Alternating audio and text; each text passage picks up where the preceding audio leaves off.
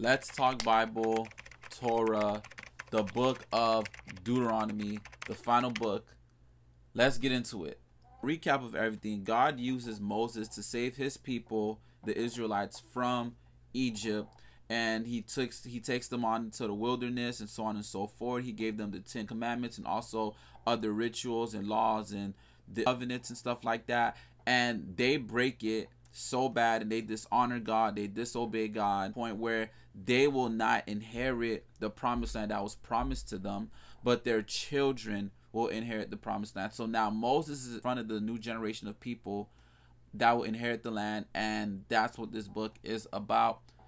Let's get into it.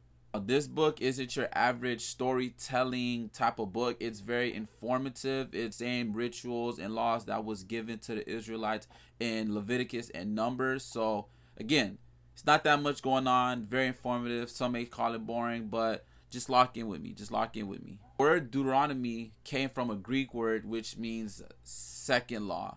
So Moses is in front of the new generation and he's explaining them how things should go because they're about to inherit the land. Chapters 1 to 3, the story so far. So Moses explained to the new generation, look, this what's been going on. This is what your previous generation did. Though God was so faithful, though God was so good, this is how they dishonor him, disobey him. And I hope y'all don't do the same thing. In chapters 4 to 11, Moses called the people to remain faithful to the covenant that God have with Israel.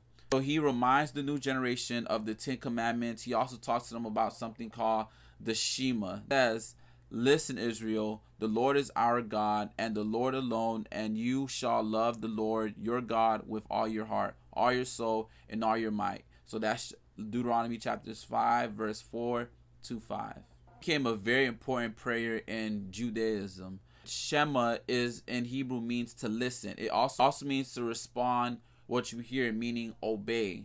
And then the word love in Hebrew means emotions and decisions, meaning devotion. So it's an act, it's a noun, it's a verb. So if you love God, you obey him, you make a decision. Israelites obeying and honoring this God law will separate them and make them a unique nation, because remember, they're going to the promised land where other nations are that worship pagan gods and all so on and so forth. So if they stick to this, they'll stand out of the bunch. Being other pagan gods or whatever gods that the Canaanites and other nations worship will lead to the great humans and destroy community. But if they follow the God of Israel, they will bring life and blessings. Chapters 12 to 16, Israel's worship. So many of the ways that Israel worship is they will have one temple for one God. Worshiping God means to care for the poor. They would have 1/10. They would get 10% of the Israelites' annual income and give them to the temple. And then they'll also give another 10% was set aside every 3 years to give to the poor. So you had two tithing.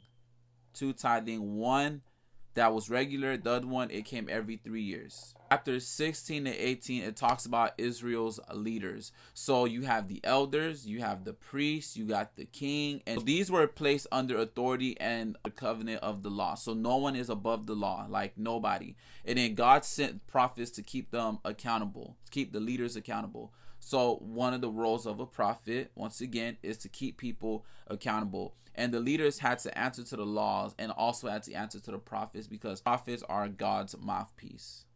And then chapters 19 to 26, it talks about the civil laws of Israel and the social justice. So you had marriage laws, you had family laws, you had business laws, you had a system to protect widows, orphans, and immigrants. And then a tip for these laws: don't compare them to the modern day law. Like, don't compare them to what's going on today.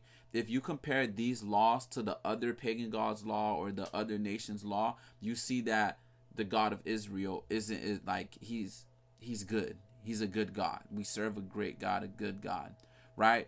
So after he goes through all these laws, he challenged Israel to be faithful to God. Like, yo, y'all boys, please be faithful. Once again, I know I said it already. I know I said a bunch of laws, and majority of these laws are just being repeated again. From some of them are new, some of them are old. So chapters 27 to 30, he gives warnings and consequences, and he gives ultimatum. Moses saying, look, if y'all listen and obey, y'all be blessed. If you guys rebel, there will be famines, plagues, devastation, and exiles. So basically what God did to the Egyptians, he will do to his own people if they rebel against him and dishonor him and disobey him. And then Moses also said, I know you're going to rebel and end up in exile. He spent so much time with these people. He know their hearts. He know the patterns. We know the pattern if you've been reading up with us. These people don't listen, and these people are us today. We don't listen till this day. So he's like, you know what? I don't even have hope in you guys, but I do have hope that when you guys are in exile, you guys will turn to God, and because God is so good and he won't forsake his people, you guys will be fine.